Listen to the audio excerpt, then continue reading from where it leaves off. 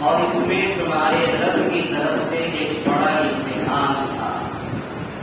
اور یاد کرو اس وقت کو جس وقت کہ ہم نے تمہارے لیے سمندر کو پھاڑ دیا اور ہم نے تم کو نجات دیا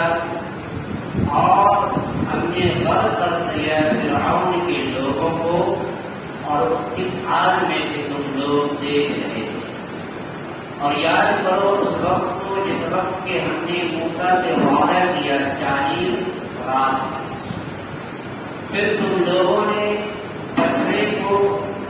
معبود بنا لیا۔ اس کے بعد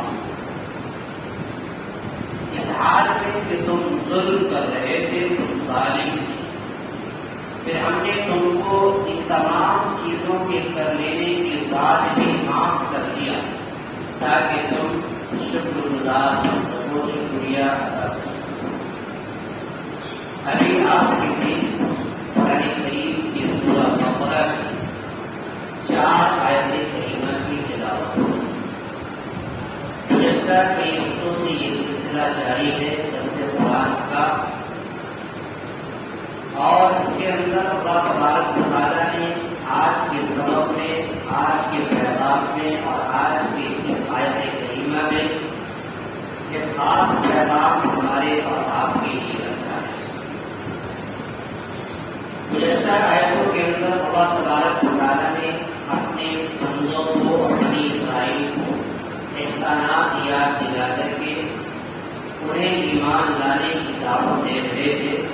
اور یہاں پر تفصیل کے ساتھ گویا کہ یہ سلسلہ شروع کر رہے ہیں اور واضح کر رہے ہیں، بتا رہے ہیں۔ یعنی پہلی آیت کریمہ کے اندر اللہ تبارک و تعالیٰ نے یہ کہا کہ اس وقت کو تم یاد کرو جس وقت کہ ہم نے تمہیں فرعون کے لوگوں سے نجات دیا، فرعون کے لوگوں سے تمہیں بچایا۔ کیوں؟ اس لیے کہ وہ لوگ تم کو بڑا سے بڑا سخت عذاب دیتے تھے، تمہارے بیٹوں کو زندہ رکھتے تھے اور تمہارے بیٹوں کو زندہ درگور کر دیا کرتے تھے اور تمہاری عورتوں کو زندہ رکھتے تھے۔ اس واقعے میں تمہارے رب کی طرف سے بڑی آزمائش اور امتحان تھا۔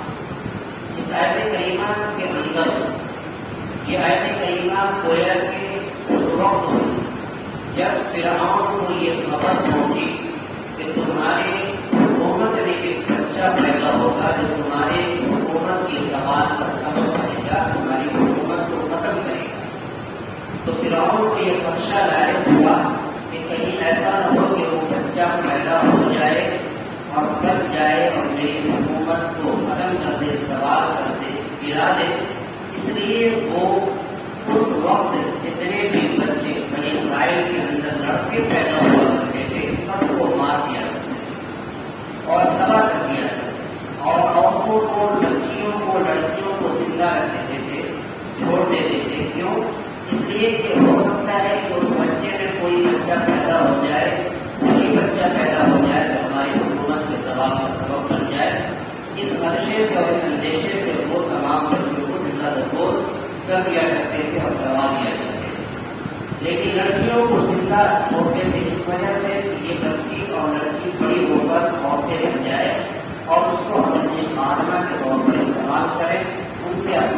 احترام ہے اور اپنے دربار کی ایک نوکرانی بنا کر کے رکھتے، اس لیے تمہاری عورتوں کو زندہ چھوڑ دیا کرتے ہیں۔ گویا کہ اس میں تمہاری اندر کی طرف ایک بڑا امتحان تھا اور یہ دلانا چاہتا تھا، یاد دلانا چاہتا تھا پروردگار عالم کہ دیکھو کس اعتبار سے اور کس انداز سے تمہیں اللہ تبارک و تعالیٰ نے اس سب آمال سے نجات عطا فرمایا۔ اسی کو اس آیت کریمہ میں کہا اور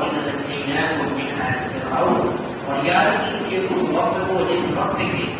ہم نے تم کو فرعون کے حال فرعون کے حال و اولاد سے یعنی فرعون کے لوگوں سے، فرعون کے متعلقین سے، فرعون کے ہم نواؤں سے اور فرعون کے ماتحتوں سے تمہیں نجات عطا کیا۔ یسومونکم سوء العذاب، وہ تمہیں بڑا سے بڑا عذاب دیا کرتے تھے۔ یذبحون ابناءکم، تمہارے بیٹوں کو ذبح کرتے تھے، ویستحیون نساءکم، اور تمہاری عورتوں کو زندہ چھوڑ دیا کرتے تھے۔ وفی ذلکم بلاء من ربکم عظیم، اور اس واقعے کے اندر تمہاری رب کی طرف سے بڑی آزمائش، بڑا امتحان۔ وَإِذْ فَرَقْنَا بِكُمُ الْبَحْرَ فَأَنجَيْنَاكُمْ، اور یاد کیجیے اس وقت کو جس وقت کہ ہم نے تمہارے لیے سمندر کو پار دیا اور ہم نے تم کو نجات دیا، بچا لیا اور تب تک دیا ہم نے فرعون کے لوگوں کو اس حال میں کہ تم لوگ دیکھ رہے ہیں۔ اس آیت کریمہ کے اندر اس واقعے کی طرف اشارہ ہے کہ حضرت موسیٰ علیہ السلام جب اپنے قوم کے ساتھ نبی گزار رہے تھے اور آپ کو بڑی پریشانی اور بڑی مصیبتوں سے جب انہیں گزرنا پڑ رہا تھا تو اللہ تبارک و تعالیٰ نے موسیٰ علیہ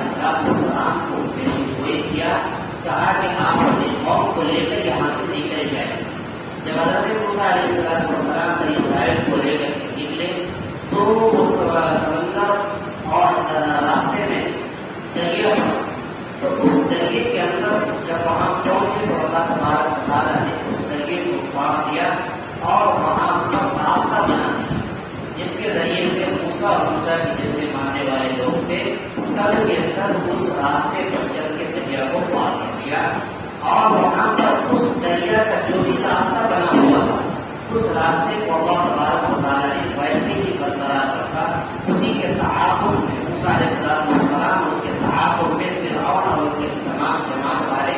جب آگے نکلے تو دیکھا کہ راستہ بنا ہوا ہے، تو اس راستے کو سوچا کہ ہم بھی پار کر کے دریا پار کر لیں، لیکن جیسے ہی بیچ میں گیا اللہ تبارک و تعالیٰ کا حکم ہوا اور دریا تمام راستے سمیت پھر سے وہ پانی بھر گیا اور فرعون اور اس کے تمام ہوا مارنے والے اس کے اندر ڈوب گئے۔ تو یہ سائد کریمہ میں اسی واقعے کی طرف اللہ تبارک و تعالیٰ یاد دہانی کرا رہے ہیں اور کہہ رہے ہیں کہ یاد کیجیے اس وقت کو جس وقت کہ ہم نے تمہارے لیے دریا کو پاڑ دیا، فانجینا کو، اور ہم نے تمہیں نجات عطا کیا، اور ہم نے تمام فرعون کے لوگوں کو اور فرعون کو اس کے اندر دریا کے اندر غرق کر دیا، اس حال میں کہ تم نظارہ دیکھ رہے تھے، تم دیکھ رہے تھے۔ پھر آگے تھا وَإِذْ وَعَدْنَا مُوسَىٰ 40 لَيْلَةً ثُمَّ اتَّخَذْتُمُ الْعِجْلَ مِن بَعْدِهِ وَأَنتُمْ ظَالِمُونَ۔ اس آیت کریمہ کے اندر اللہ تبارک و تعالیٰ نے فرمایا کہ یاد کیجیے اس وقت کو جس وقت کے پروردگار عالم نے موسیٰ سے 40 رات کا وعدہ کیا۔ 40 رات کا وعدہ کرنے کا مطلب یہ ہے کہ اس آیت کریمہ میں اشارہ اس بات کی طرف ہے کہ جب موسیٰ علیہ السلام اور ان کے ماننے والے دریا کو پار کر کے تو بعض مفسرین کے قول کے مطابق وہ لوگ اپنے قوم کو لے کر موسیٰ مصر چلے گئے اور بعض مفسرین کے قول کے مطابق کسی خاص مقام پر جا کر قیام کر لیا۔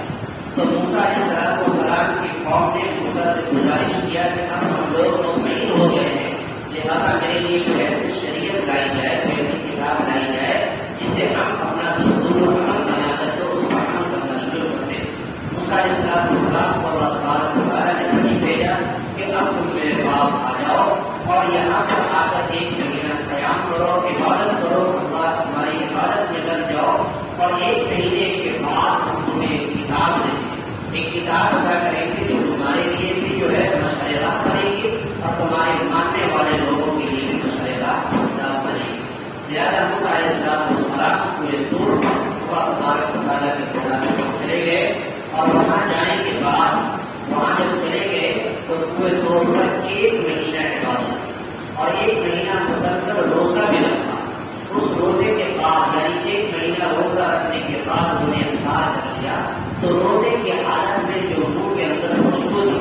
وہ خوشبو کو اللہ تبارک و تعالیٰ اور بھی برقرار رکھنے والے تھے کہ مزید اس خوشبو کو اور آگے بڑھایا جائے. لہٰذا 10 دن کا اور اس کے اندر مزید اضافہ کر دیا گیا تو وہ 40 رات اور 40 دن اس پورے دور پر السلام نے روزہ رکھا, اللہ کی عبادت کی اور ان تمام عبادتوں کے بعد اللہ تبارک و تعالیٰ نے اسے کتاب کی شکل میں توحید عطا فرمایا. اور اس توحید کو لانے سے قبل یہ موسیٰ علیہ السلام کے قوم جہاں پر قیام پذیر تھی وہاں پر سامری نام کا ایک شخص پہنچا اور وہاں پہنچ کر کے ان کو بٹھایا بسلایا اور کہا کہ موسیٰ تو گئے, اب یہاں پر انہوں نے ایک پتھر لایا جو گاؤں کا ایک بچہ تھا, گائے کا ایک بچہ تھا, اس کو لایا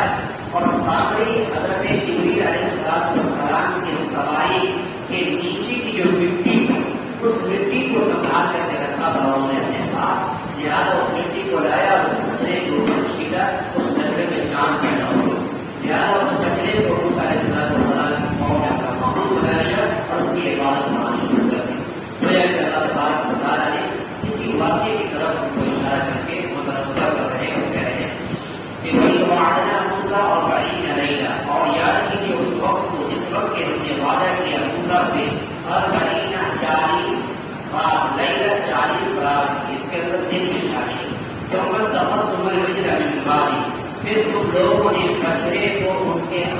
جانے کے بعد معبود بنا لیا اور اس کی عبادتیں شروع کر دی. وَأَنتُمْ ظَالِمُونَ, تو گویا کہ تم اپنے اوپر ظلم کر رہے تھے, تم لوگ ظالم تھے, تم اپنے اوپر ظلم کرنے والے تھے. ثُمَّ عَفَوْنَا عَنْكُم مِّن بَعْدِ ذَلِكَ لَعَلَّكُمْ تَشْكُرُونَ, پھر ہم نے معاف کر دیا تم لوگوں کو